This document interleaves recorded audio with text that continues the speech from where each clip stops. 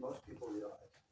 When I ask my seminar participants to estimate how much their procrastination and laziness cost them, they usually think in small numbers, a missed deadline here, a late fee there.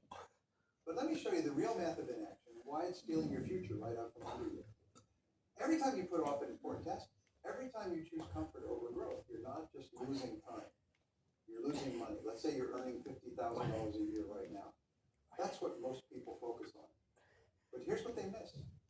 With consistent action and improved skills, most professionals can increase their income by 10 each year.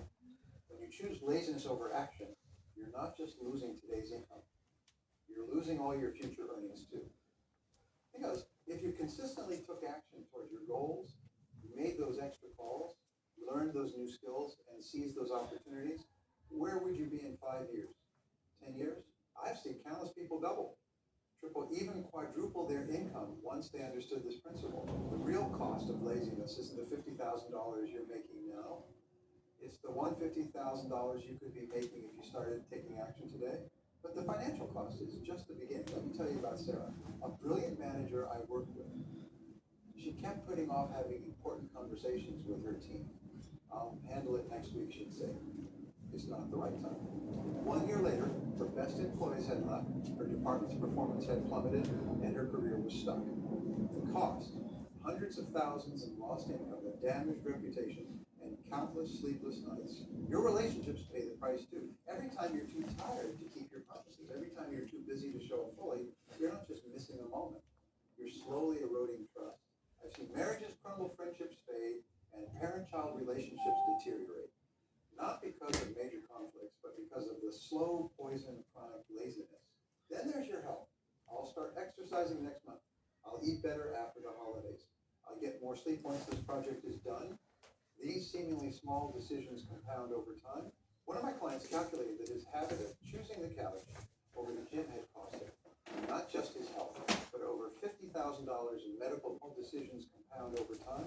One of my clients calculated that his habit of choosing the couch over the gym had cost him not just his health, but over $50,000 in medical bills, lost productivity, and decreased earning potential. The most devastating price of laziness, lost opportunities. Every day, life presents you with chances to grow, to advance, to transform.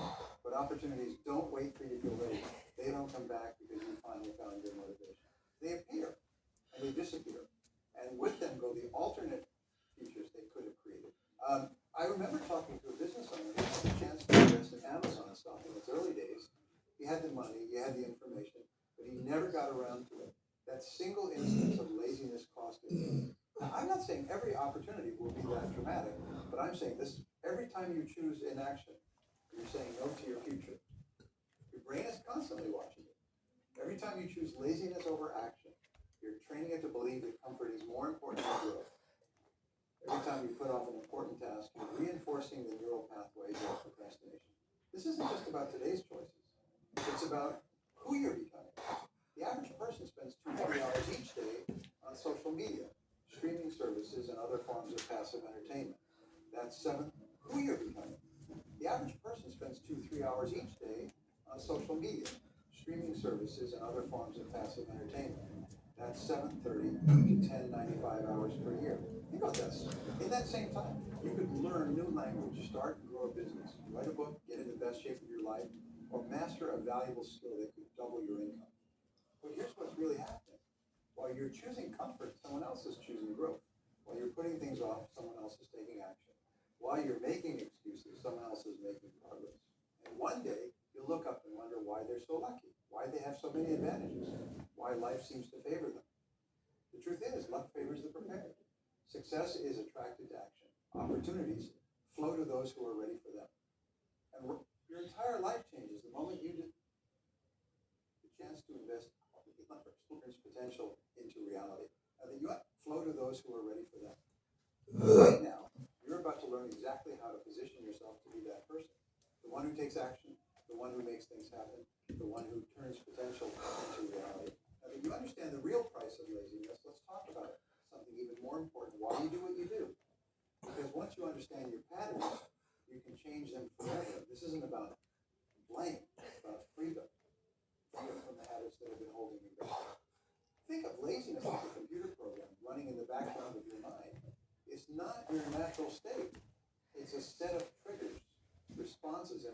habits that you've picked up over time. And just like any program, once you understand how it works, you can rewrite it. Maybe share a powerful insight working with thousands of people. Laziness never shows up alone. It always comes with a story. I'm too tired. It's not the right time. I need to feel motivated first. I'll do it when everything is perfect. These aren't just excuses. They're signals. They're